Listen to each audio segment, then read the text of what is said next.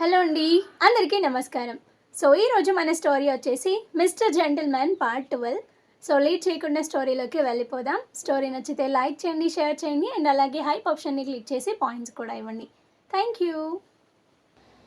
అప్పుడే అక్కడికి అర్జున్ ముందుకొచ్చాడు. నువ్వు ఇక్కడికి ఎందుకు వచ్చావు అని అడిగాడు. ఎంతకాలం దాక్కున్నావు, ఇప్పుడెందుకు బయటకు వచ్చావు అని అర్జున్ అడగగానే మహేంద్ర చిరునవ్వు నవ్వాడు. ఎందుకంటే అని అతను నెమ్మదిగా దేవాంశ్ అంచు వైపు చూశాడు. మీ ఇద్దరు చాలా దగ్గరకు వచ్చేశారు అన్నాడు. ఆ వాయిస్ రికార్డింగ్ బయటకు వచ్చింది, వీడియో బయటకు వచ్చింది. నేను ఇంకా ఎంతకాలం దాక్కోగలను? అప్పుడే అతని జేబులో నుంచి ఒక చిన్న రిమోట్ తీశాడు. ఆ రిమోట్ చూసి సూర్యప్రకాష్ ఒక్కసారిగా కంగారు పడ్డాడు.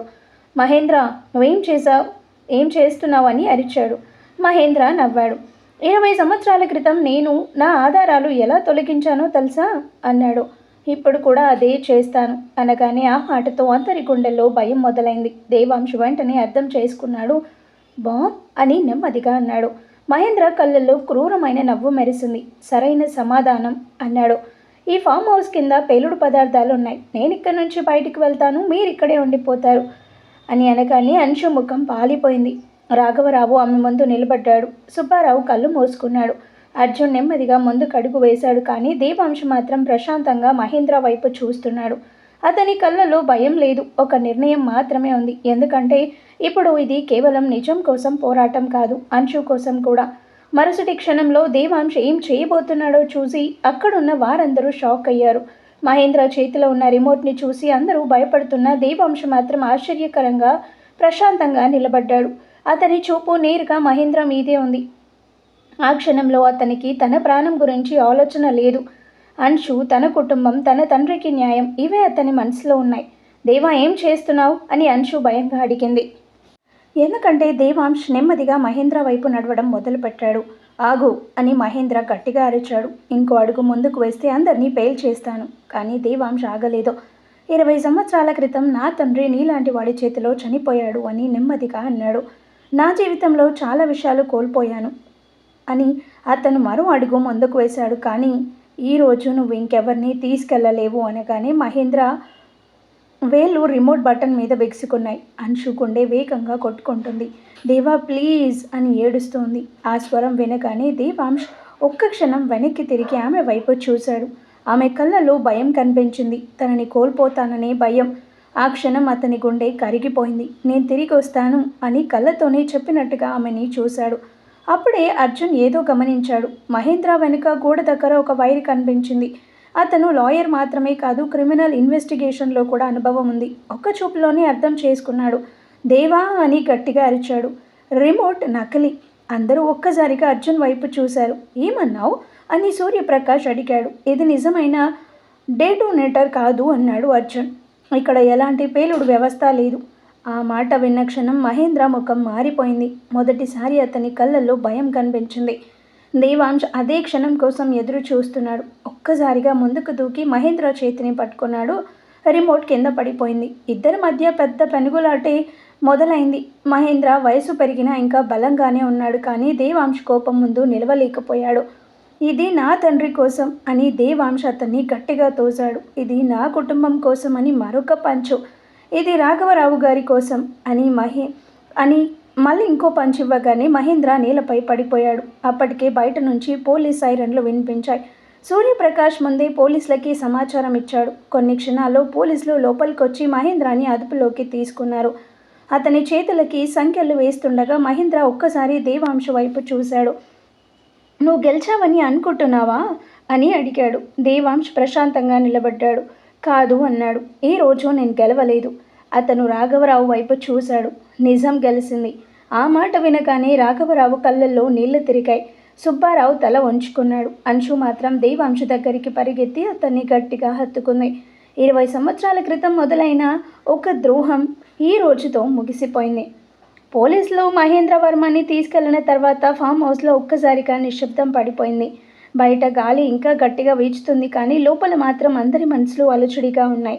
అంశు దేవాంశ్ చేతిని ఇంకా వదలలేదు. ఆమె కళ్ళు ఇంకా కన్నీళ్లతో నిండిపోయి ఉన్నాయి. కానీ ఇప్పుడు ఆ కన్నీళ్లలో భయం లేదు, ఒక రిలీఫ్ ఉంది. దేవాంశ్ కూడా ఆమెని ఒక్కసారి దగ్గరగా చూసి నెమ్మదిగా ఆమె చేతిని పట్టుకున్నాడు.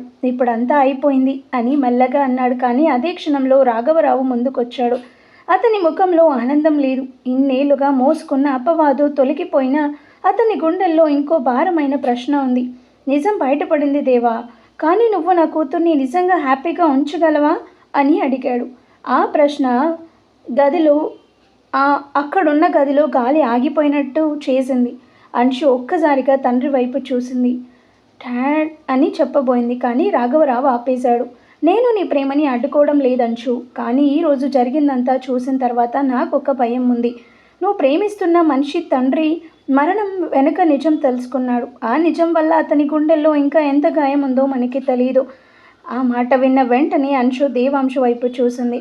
దేవాంశు ముఖం ప్రశాంతంగానే ఉంది, కానీ కళ్ళల్లో చిన్న తుఫాన్ ఇంకా తగ్గలేదు. అదే సమయంలో అర్జున్ ముందుకొచ్చాడు. అంకుల్ చెప్పింది తప్పు కాదు దేవా అన్నాడు. ఇది ఫెయిర్ టెస్ట్ కాదు. నీ తండ్రి కేసులో నిజం బయటపడింది, కానీ నీ మనసులో ఉన్న కోపం ఇంకా పూర్తిగా పోయిందా?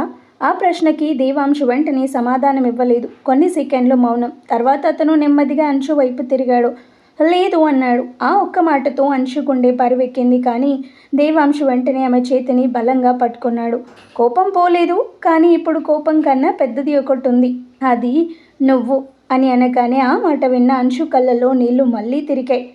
అందరూ హ్యాపీగా వాళ్ళ పెళ్లి కొప్పుకున్నారు. బిందు పెళ్లి కూడా అంగరంగ వైభవంగా జరిగింది. ఎన్ని ద్రోహాలు, నిజాలు, ప్రమాదాలన్నిటి తర్వాత చివరికి ఆ ఇంట్లో ఒకే ఒక విషయం మిగిలింది, శాంతి. ఆ శాంతిలోనే అంశు దేవాంశ్ పెళ్లి రోజు వచ్చింది. వివాహ వేదిక మొత్తం పువ్వులతో అలంకరించబడింది. తెల్లటి లిల్లీలు, ఎరుపు గులాబీలు కలిసిపోయి ఒక రాజవంశపు వైభవాన్ని తలపిస్తున్నాయి. లైట్లు మృదువుగా మెరుస్తూ ఆ ప్రాంగణానికి ఒక కలలా అనిపించే అందాన్నిచ్చాయి. బయట చూస్తే అది ఒక పెద్ద బిజినెస్ ఫ్యామిలీ పెళ్లిలా అనిపించినా లోపల మాత్రం అది రెండు గాయపడిన కుటుంబాల కలయికలా ఉంది. అంచు రెడీ అవుతున్న గదిలో అద్దం ముందు కూర్చుంది. ఎరుపు రంగు పెళ్లి చీరలో ఆమె చాలా అందంగా ఉంది. ఆ అందం కేవలం వస్త్రాల్లో కాదు, ఆమె ముఖంలో ఉన్న ప్రశాంతతలో ఉంది. ఇన్నాళ్ళుగా ఏడ్చిన కళ్ళు ఇప్పుడు ఆనందంతో మెరుస్తున్నాయి. జానకి ఆమె చుట్టూ సరి చేస్తూ చిన్నగా నవ్వింది. నా కూతురు ఈరోజు నిజంగా రాణిలా కనిపిస్తుంది అంది. దాంతో అంశు చిన్నగా నవ్వింది. రాణి కాదమ్మా, ఒక కొత్త జీవితం మొదలు పెడుతున్న అమ్మాయి. మరోవైపు దేవాంశ్ కూడా సిద్ధమవుతున్నాడు. తెల్లటి షేర్వాణిలో అతని హుందాతనం మరింత పెరిగింది. అతని ముఖంలో ఎప్పటిలాగే కఠినత ఉంది, కానీ ఈరోజు ఆ కఠినత వెనుక ఒక ప్రశాంతమైన చిరునవ్వు దాగి ఉంది. వసుంధరాదేవి అతని నుదుటిపై ముద్దు పెట్టి, ఈరోజు నీ జీవితం మారబోతుంది దేవా. కానీ దేవాంశ్ నెమ్మదిగా ఆమె వైపు చూశాడు. మార్పు చాలా రోజుల క్రితమే మొదలైందమ్మా. ఈరోజు అది పూర్తవుతోంది. వేదికపై వేద మంత్రాలు వినిపిస్తున్నాయి. పండితులు మంత్రాలు చదువుతున్నారు. అతిథులు అందరూ ఆ జంటని చూసి ఆశ్చర్యపోతున్నారు. ఎందుకంటే ఇద్దరూ కలిస్తే అది కేవలం జంటలా కాదు, ఒక పవర్ఫుల్ యూనియన్లా కనిపిస్తుంది. అంశు నెమ్మదిగా వేదిక పైకి అడుగుపెట్టింది. ఆమె నడకలో భయం లేదు, సంకోచం లేదు, ఒక నమ్మకం ఉంది. దేవాంశ్ ఆమెని చూసిన క్షణంలోనే కళ్ళు ఒక్క క్షణం ఆగిపోయాయి. ఇంత అందంగా ఉంటుందని నేను ఊహించలేదు అని అతను మనసులోనే అనుకున్నాడు. మాల మార్చే సమయం వచ్చింది. ఇద్దరూ ఎదురెదురుగా నిలబడ్డారు. చుట్టూ జనాలు, కెమెరాలు, కుటుంబాలున్నా వాళ్ళకి మాత్రం ప్రపంచమంతా ఆ క్షణంలో ఆగిపోయినట్టు అనిపించింది. అంశు మెల్లగా అతని వైపు చూసింది. ఇప్పటికీ నీకు కోపం ఉందా అని అడిగింది. దేవాంశ్ చిన్నగా నవ్వాడు. కోపం ఉంది అనగానే ఆమె గుండె ఒక్క క్షణం ఆగింది. కానీ వెంటనే అతను ఆమె చేతిని పట్టుకున్నాడు. కానీ ఇప్పుడు అది నీ మీద కాదు, నా గతం మీద. ఆ మాట విన్న అంశు కళ్ళు మెరిశాయి. మాలలు మార్చుకున్నారు. వేదమంత్రాల మధ్య ఇద్దరు ఒకరికి ఒకరు జీవిత భాగస్వాములయ్యారు. అందరూ ఆశీర్వదిస్తున్నారు. పెళ్లి తర్వాత దేవాంశ్ అంశు జీవితం బయటకు చూస్తే చాలా అందంగా, ప్రశాంతంగా అనిపించింది. కానీ ఆ ప్రశాంతత వెనుక ఇద్దరి మనసుల్లోనూ కొత్త బాధ్యతలు, కొత్త సవాళ్లు మొదలయ్యాయి. దేవాంశ్ తన రోజువారీ రొటీన్లో మునిగిపోయాడు. ఉదయం 5 గంటలకే లేచి జిమ్, తర్వాత ఆఫీస్ మీటింగ్స్, కొత్త ప్రాజెక్ట్స్. అతని జీవితం మళ్ళీ వేగంగా పరిగెడుతుంది. కానీ ఒక మార్పు ఉంది. ఇప్పుడు అతను ఇంటికి తిరిగి రావడానికి ఒక కారణం ఉంది. ఆ కారణం అంశు. అంశు మాత్రం కొత్త ఇంట్లో అలవాటు పడడానికి ప్రయత్నిస్తుంది. పెద్ద ఇంటి నిశ్శబ్దం, కొత్త మనుషులు, కొత్త నియమాలు, ఇవన్నీ ఆమెకి కొంచెం భారంగా అనిపిస్తున్న దేవాంశ్ ఉండే క్షణాల్లో మాత్రం ఆ ఇల్లు ఆమెకి ఇల్లు అవుతుంది. అతను ఎంత బిజీగా ఉన్నా రాత్రి మాత్రం తప్పకుండా ఆమెతో కూర్చుని మాట్లాడేవాడు. ఒక రాత్రి ఇద్దరు బాల్కనీలో నిలబడి ఉన్నారు. నగరం లైట్లతో మెరిసిపోతుంది. అంశు మెల్లగా చెప్పింది. ఎంత పెద్ద జీవితంలో నేను సరిపోతానా దేవా? దేవాంశ్ ఒక్క క్షణం ఆమె వైపు చూశాడు. అతని చూపులో కఠినత లేదు, కేవలం ప్రేమ ఉంది.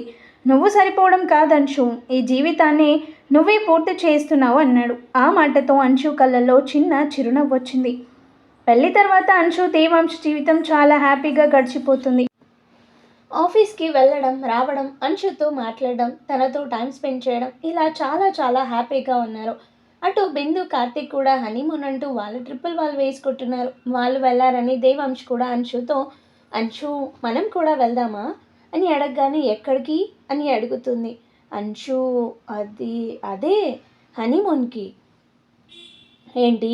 అవును హనీమూన్కి అని అనగానే హనీమూన్కా ఎందుకు అని అడుగుతుంది అంశు. అదేంటి అంశు అలా అంటున్నావు? ఫస్ట్ టైం హనీమూన్కి ఎందుకు అనే వ్యక్తిని నిన్నే చూస్తున్నాను. కానీ మనం ఎందుకు వెళ్తాము? ఎందుకు వెళ్తారు? నీకు తెలీదా ఎందుకు వెళ్తారో? తెలీదు. సరేరా చూపిస్తా అని అంశుని తీసుకొని తన బెడ్రూమ్లోకి వెళ్ళి బెడ్ మీద పడుకోబెట్టి హనీమూన్కి ఎందుకు వెళ్తారో నీకు నిజంగా తెలీదా అని హస్కీగా అడిగాడు. దాంతో అంశు తడబడుతూ తెలీదు అని అనబోతుంటే వెంటనే దేవాంశ్ తన నోటితో అంశు పెదవుల్ని మూసేశాడు. దాంతో అంశు ఒక్క నిమిషం షాక్ అయి గింజుకుంటుంది. దేవాంశుని కొడుతుంది. అయినా కూడా వినకుండా హనీమూన్ అంటే ఎలా ఉంటుందో చూపిస్తాను అని తనని ఆక్రమించేశాడు. అక్కడికే వాళ్ళ హనీమూన్ అంటే ఎలా ఉంటుంది, అక్కడికి వెళ్ళిన తర్వాత ఏం చేస్తారు అంతా చూపించేశాడు మన హీరో. సో అలా ఆ రోజు ఒక మధురమైన రాత్రిగా మిగిలిపోయింది వాళ్ళ జీవితంలో. సో ఆ తర్వాత కొన్ని రోజులకి వివేక్ కూడా ఇంట్లో విషయం చెప్పాడు, మేఘాని లవ్ చేస్తున్న విషయం. దాంతో జానకి, రాఘవరావు, సుబ్బారావు అందరూ కూడా షాక్ అయ్యారు. అమాయకంగా ఉండేవాడు ఇలా చేశాడు అని. జానకి అంశుకి చెప్తే ఫస్ట్ అంశు కూడా షాక్ అయింది. అదేంటి వీళ్ళిద్దరూ టామ్ అండ్ జెర్రీలా ఎప్పుడు కొట్టుకుంటూ ఉంటారు, వీళ్ళలో ఈ యాంగిల్ కూడా ఉందా అని అనుకుంది. చాలా మంచిదమ్మా మేఘ అని చెప్పింది అంశు జానకికి. దాంతో అందరూ కూడా పెళ్లి కొప్పుకున్నారు.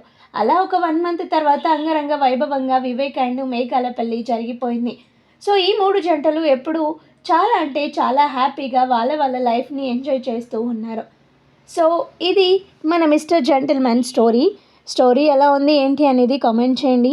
అండ్ మరొక కొత్త స్టోరీతో మళ్ళీ మీ ముందుకు వస్తాను. సో హైప్ ఆప్షన్ని క్లిక్ చేసి పాయింట్స్ కూడా ఇవ్వండి. Thank you.